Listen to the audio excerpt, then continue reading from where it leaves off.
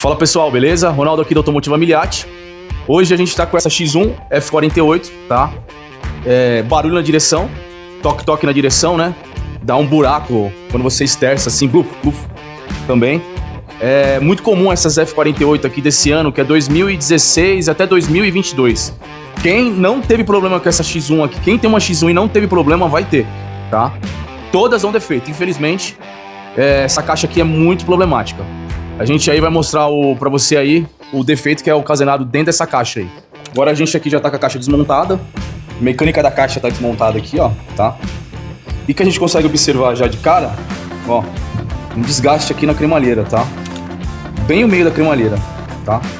Praticamente o tempo todo, né, a gente tá dirigindo em linha reta, então a cremalheira ela fica nessa posição aqui, né?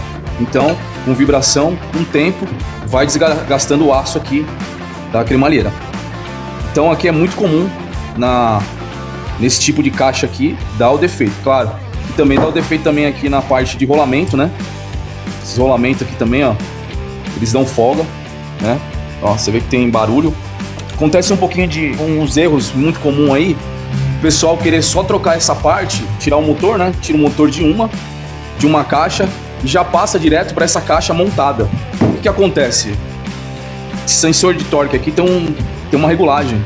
Se você pegar esse sensor de torque e colocar para outra caixa, vai dar defeito na parte de calibração. Então a caixa vai ficar virando ou vai ficar puxando mais um lado que para o outro. Então aqui a gente vai optar pela substituição aqui da parte da cremalheira, peão e carcaça também, tá? A gente vai trocar. Aí depois a gente fazer essa calibração aqui do sensor de torque.